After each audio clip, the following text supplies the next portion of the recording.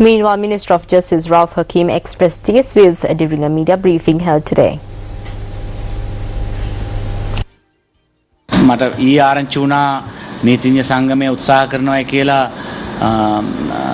අධිකරණ අපහාස කිරීමේ. Yesterday, I heard that the Lawyers Association is preparing to file charges against the minister on charges of contempt of court. This is a very serious step that the lawyers are attempting to take. I am also a member of the Bar Association. However, as a minister, I do not wish to express comments about another minister.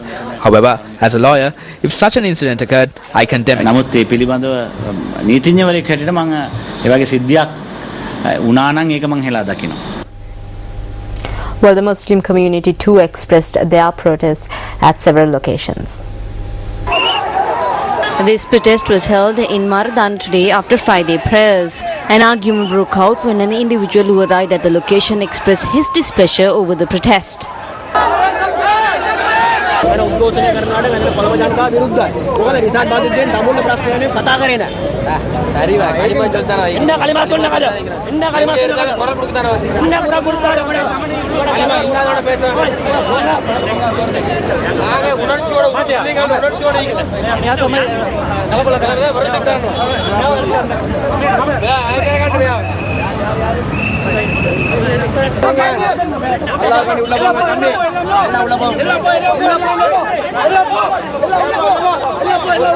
ලංකාවේ සියලුම ජන කොට්ටාසයට අයිතින් රැකගෙන රැකගැනීම සඳහා තමයි මේ උද්ඝෝෂණය. This protest was organized to protect the rights of all communities in Sri Lanka. There are no ethnic or religious divisions here. We are calling on the authorities and the president and other responsible persons to intervene and resolve these minor issues for us. කරුණාවේ බලදාට ජනාධිපතිතුමාට ඉතා දන්වා සිටිනවා. ඉන්ද්‍ර අපහෘතියන මුරයිල් Groups including associations in the legal field are involved in this. This insult has caused much grief among the people of the north. On behalf of the people, we are calling on the associations in the legal field to understand our reasonable feelings and take appropriate measures. இன்று மக்கள் சார்பில் நாங்கள் கேட்டுக்கொள்வதோடு. Meanwhile, similar protests were held in Eravur and Khalmune today.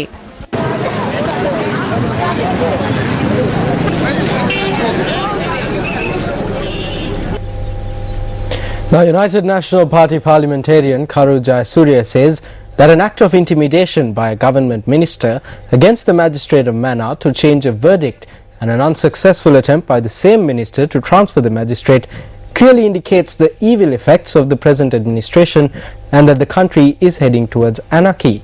Issuing a communique, Jayasuriya pointed out that it is a representative of the executive who had taken the law onto himself and created an unruly mob opposite the court premises, using his henchmen to attack the court complex.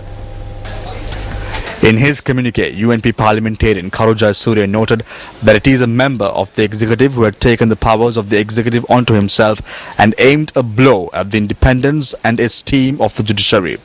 He stated that in the face of the anarchy which is being created under these circumstances, there is a wave of criminal activity in the country, and those who are responsible to maintain law and order have been rendered helpless due to political influence.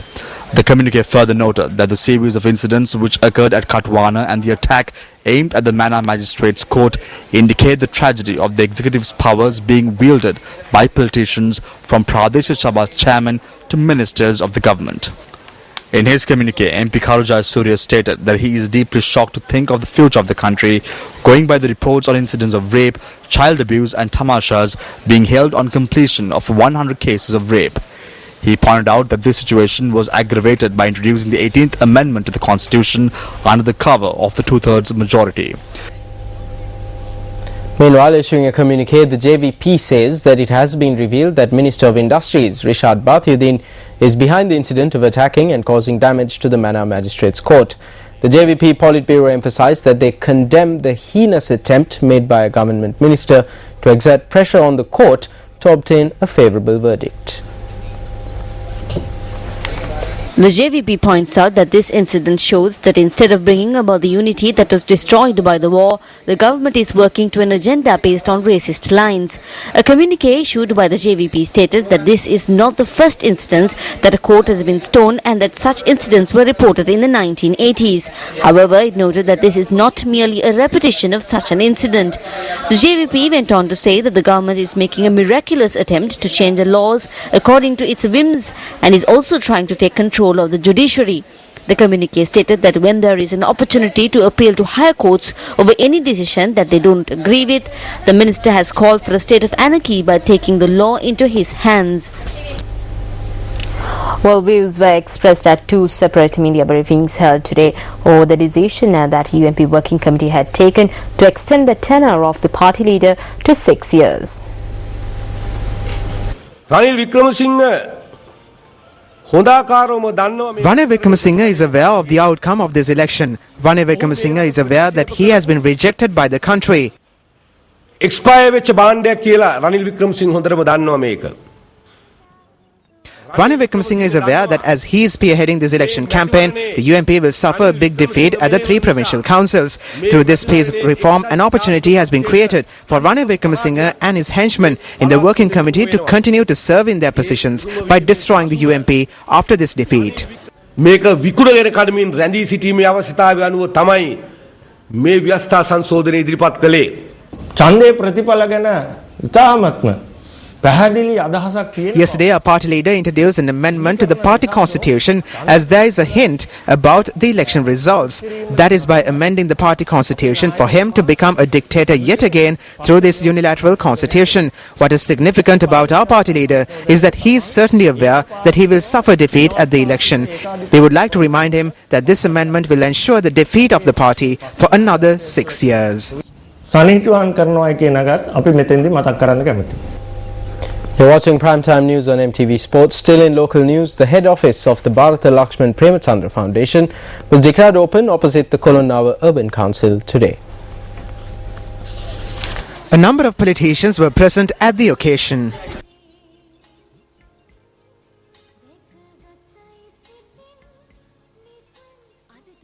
ඔබ කවුරුද දන්නවා අද රටේ වැඩිම කතා වෙන මාතෘකාව බවට පත් වෙලා තියෙන අපරාධෙම නැත්තම් The main topic of discussion among the public these days is the crimes that are taking place.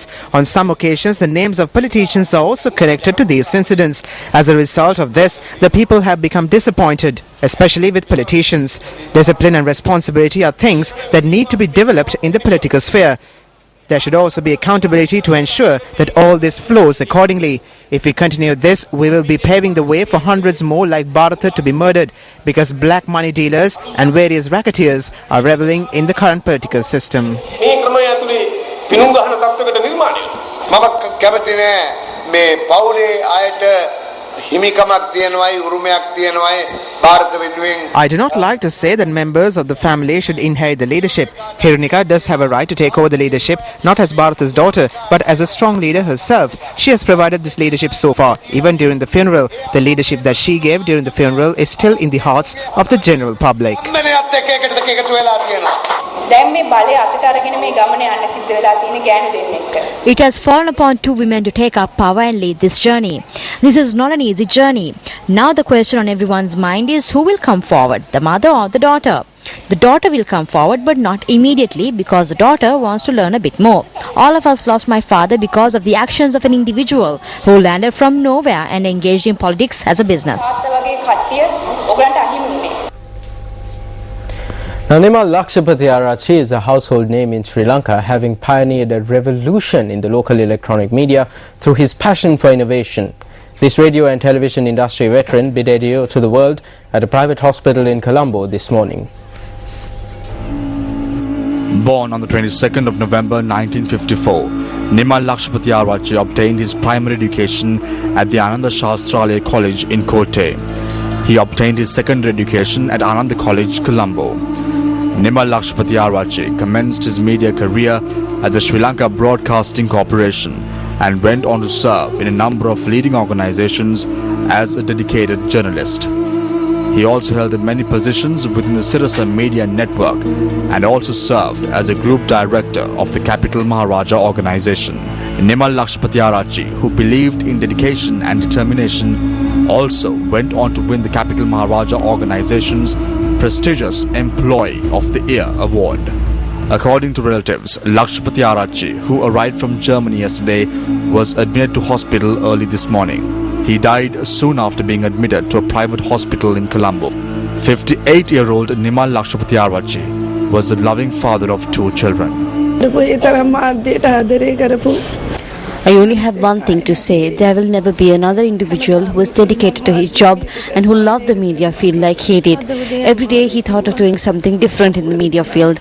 This morning he complained of some discomfort and he was rushed here, but he only lasted about 5 minutes, even though the doctors tried everything.